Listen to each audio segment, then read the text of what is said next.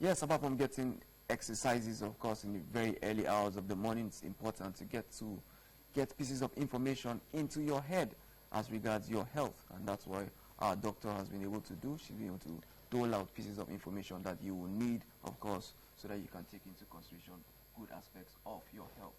Still on the program Newday, we move into the discussion segment now, where we have Ango Adamu, who is the Executive Secretary, Young Men Christian Association, Mother Hills, Lafia. He will be talking to us about open government, and I know many of you, of course, will be itching to understand what he means, of course, and what he will be ready to tell us. But before we go into talking about open government, for anybody yes, who wouldn't necessarily understand, when you see Mother Hills Lafia, can you clarify for us, please? Well, YMCA Mother Hills is our description of where we operate.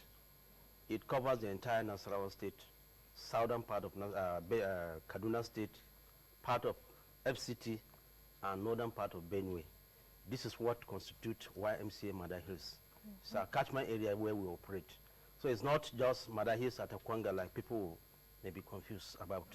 Okay. It's good to have that clarified out there so people can know what we are talking about. So let's get into the business of why we are here. Can you let us know what is open government? Open government partnership, rather. Yeah, open government partnership. I'm glad to be here anyway. Open government partnership is a platform of reformers, people who want change, come together to meet, discuss, design, coordinate, and implement action plans or commitments for the betterment of her citizens. So Open Government Partnership was founded in 2011 by 8 countries in the world, which include Mexico, Brazil, South Africa, United Kingdom, Norway, and the US. And what they are promoting is openness. There should be more openness of government to citizens around issues which includes transparency, accountability, access to information, and public disclosure of assets, so that citizens can benefit. Citizens can also hold government accountable. It came as a result of President Obama's speech of 2009. And then when they came back the following year, the issue of open government partnership started. So that's just a brief history about it. Now we have over 77 countries have joined OGP. Fortunately, Nigeria became the 70th country that joined in 2016. So we have about 106 locals that have joined the OGP.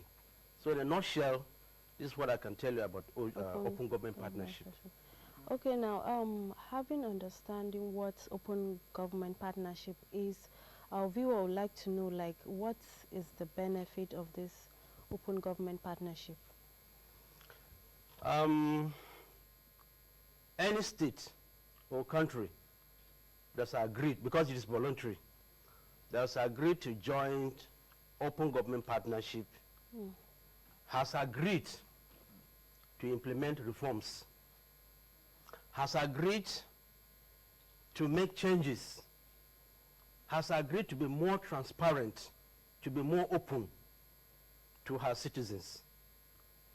She also makes herself a safe or a preferred destination for donors, for direct foreign investment to come in.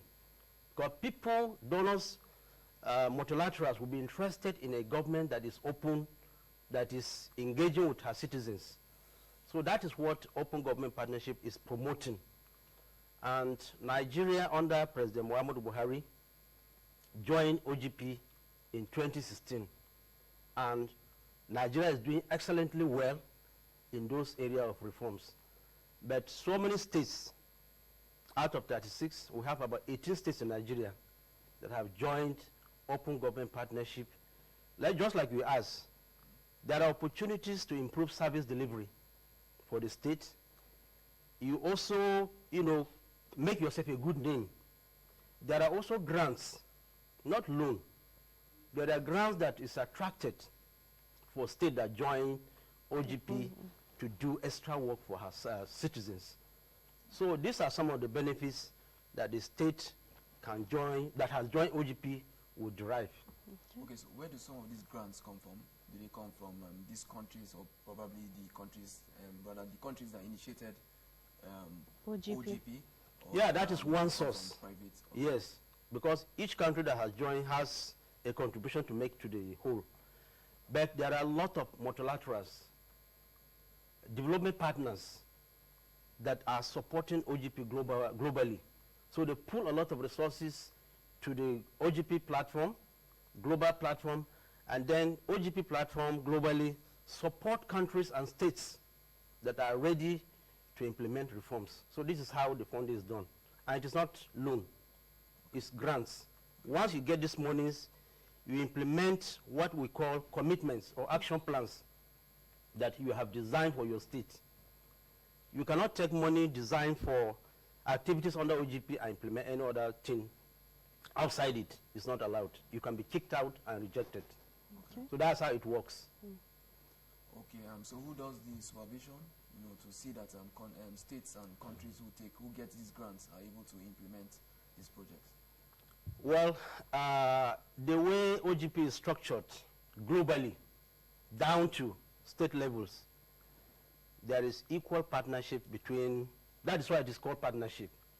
There is equal partnership between state government that we call state actors and then non-state actors on an equal platform. For instance, just like Nasarawa State has just joined OGP now, for Nasarawa State to move in the implementation, there has to be a steering committee from the government, which we call state actors, and then from the non-state actors, which is civil society organizations. If the steering committee comprises of 5 people from the government, there must also be 5 from the non-state actors. There is no domination. There is no issue of, I want to head you. It's on equal partnership. That's why that partnership is there. So they do the supervision, they do the monitoring, and even from the national, they also try to see, are you implementing what you agreed? Because you must submit a commitment or action plans. Okay. So they take you by those action plans. They don't monitor you outside what we have agreed. So this is how the monitoring is done. And citizens as well, that we are hoping to work for them, because they have access to information now, they'll be able to see what is happening. They'll be able to ask.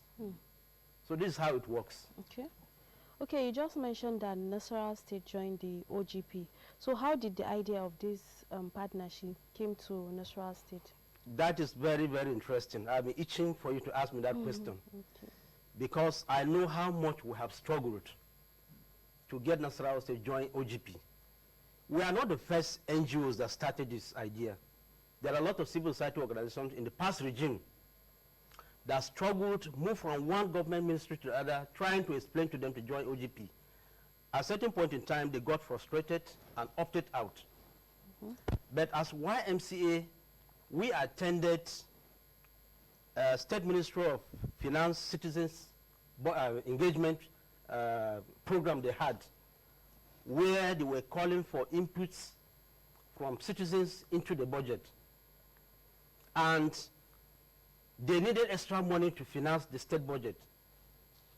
That was where we came in. We said, look, because we are patriotic citizens of the state, we have attended the training on OGP, there is a window of opportunity. That's how we started advising the government. Went to the State Ministry of Finance, the then Commissioner and the PAMSEC, went to Ministry of Agric, went to most of the special advisors, we went to the State House of Assembly, just to let them know, try to help them understand what OGP is all about. It was very difficult, and it has always been very difficult. So last year, in June, precisely, because of the commitment and the passion we have, and the way the Nasarawa State is moving on the right path because of sifters, we organized an OGP capacity building for state government officials.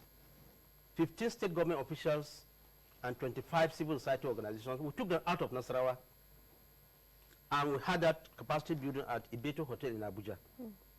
Commissioner of Finance was there, Commissioner of Agri was there, Palm 6, special advisors, House of Assembly members, and 25 civil society organizations were all there. We all understood what OGP is all about, and we all agreed that when we come back to Nasarawa State, we are going to meet and inform His Excellency, because it's only the Excellency that has the right to write and sign letter of intent. It's voluntary. Unfortunately, when we returned from Abuja in June last year, the state cabinet was dissolved. And all those that were there in Abuja, they were no more in government. Not even one person. No, only few of them were there. Okay. But most of the commissioners are no longer there. And the process was weakened. We didn't know what to do. We also took it upon ourselves this year again, starting from March. We have been moving. We wrote a letter to His Excellency, the State Governor, trying to explain to him why Nasarawa State should join OGP. I wrote the letter. He directed me through his special advisor on religious matters, Very Reverend Peter Aya. He directed us to see the Deputy Governor on this issue. I went to the office of the Deputy Governor 3 times this year. Tried to explain to him what open government partnership is all about. We want to organize a second capacity building for Nasarawa State cabinets and civil societies, whether this time around they will join. Graciously, on the 21st of last month, I received a letter of approval from the office of the Deputy Governor, Ango. Can you go ahead and organize the workshop for the state executives and civil society organizations? It was on that premise that we got the power, and we had the workshop organized last week on the 27th and 28th at Nasarawa Luxury Hotel, where the State Commissioner of Agri was there.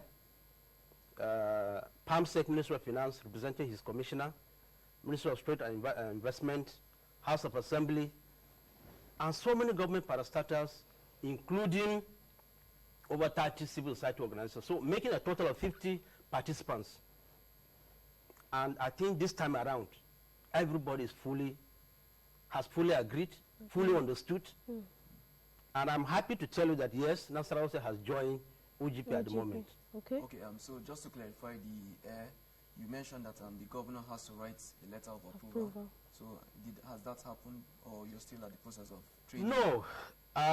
The Permanent Secretary Minister of Finance informed us that they have received already a letter written by the Nasarawa State government to OGP Secretary in Abuja. Letter of intent, that's the name. Demanding for Nasarawa State to join. And Nasarawa State has joined already. They have received an approval from OGP Secretariat. That is why we organize this training to create more awareness. Okay, what next? It's not just joining. What next? I hope you understand. So Nasarawa State already is a member of OGP, but we've not started implementing anything because there is so much to be done. Okay. Before implementation. Yeah. So let me take you up on one important question before my colleague comes in with the next question. Yeah. You mentioned that Nigeria joined the OGP in 2016. Yeah. So how is it a situation where the country as a body has joined, and then you have states who also have not, because states are a part of the country. So how is it that you have 18 states, as you mentioned, only in partnership with OGP? Yeah, it's voluntary, like I mentioned earlier.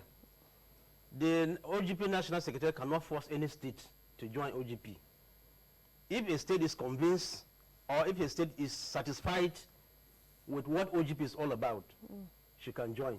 And that is why some states who feel they are buoyant enough, they don't need any extra support, they have not joined OGP. And then others have not met those criteria, even though they have joined, but they have asterisks. They are not moving. So, but Nasarawa State is just joining. And Nasarawa State is performing excellently well. In fact, even better than some states that are already into OGP. It's not that we are not, the way we package ourselves, people don't get to know. And that is why media is a key if OGP must be implemented. Because you are the one to report. You are the one to showcase what is happening. So we are told that we are even doing far better than some states that are already getting funding from OGP, but we are largely unknown. And that is why we are coming up to sensitize the public. what can we correct? What is still missing? So that we can go fully into it. So it's not automatic that any state must join, it's voluntary. That is why, even though Nigeria is a member, but let me also tell you, apart from Nigeria being a member at the global level, the states have the right to join at the global level. And I'll give you an example. There are 2 states and the federal capital that are enjoying the same right like Nigeria as a country globally. Plateau State and Kaduna State. If they give Nigeria a seat in Washington, they also give El-Rufai a seat as a subnational and government of Plateau State and then FCT. Because they have gone ahead, made a lot of reforms. That is why even in the midst of insecurity situations in Kaduna State, investors are still finding it easy to invest in Kaduna.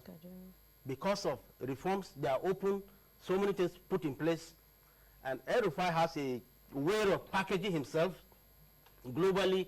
Is highly respected. So Nigeria will sit, El-Rufai will sit side by side, but it's a subnational under Nigeria.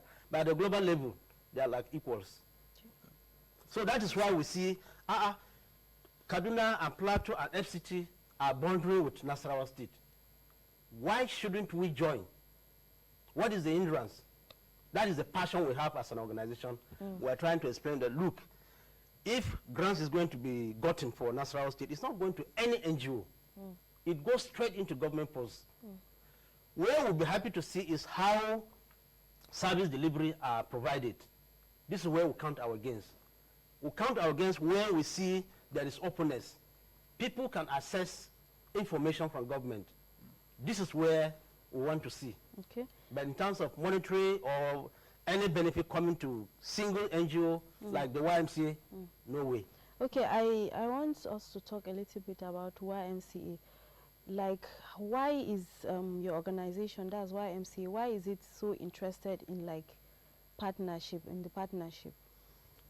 Yes, well, YMCA, let me digress a bit. YMCA is a global youth organization operating in over 120 countries around the world.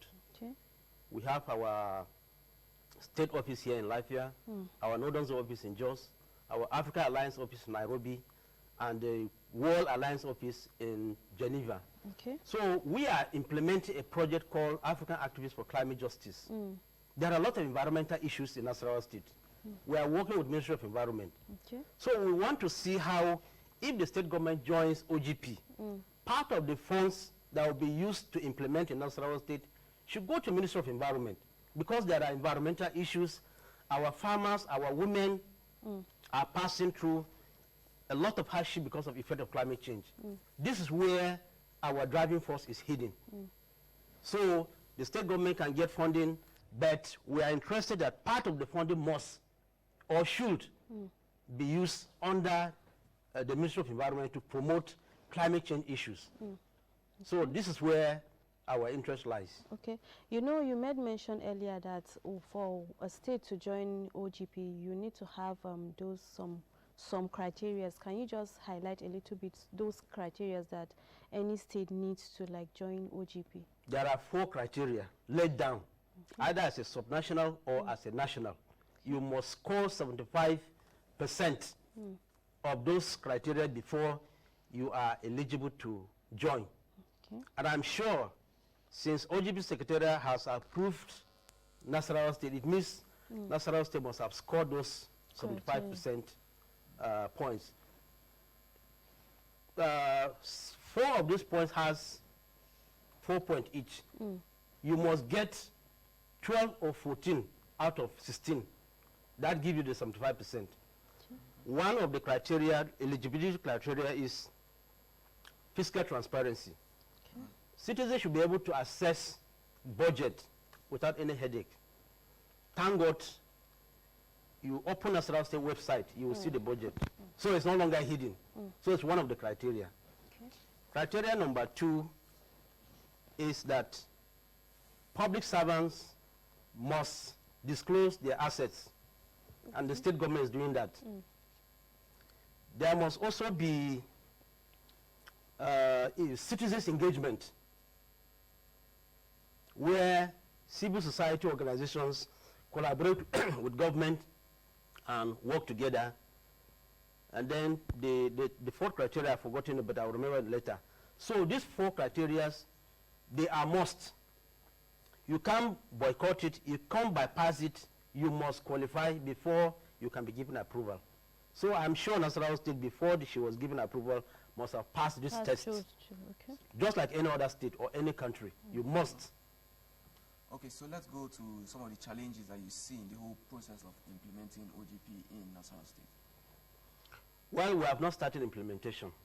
We are just in the process of trying to agree which area, what and what are we going to implement if the funding comes. Okay, in the process, do you encounter any challenge, or what are those challenges?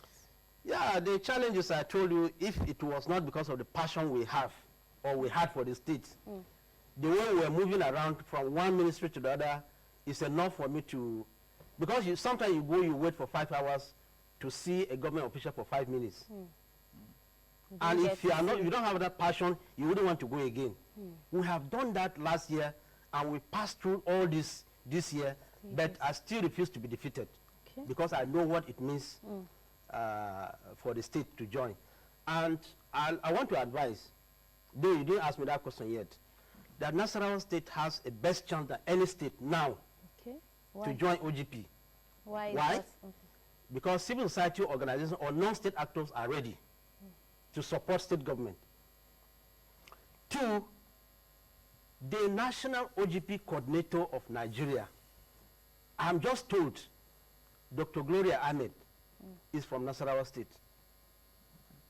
She's a director of special duties at the Federal Ministry of Budget and Finance, Abuja.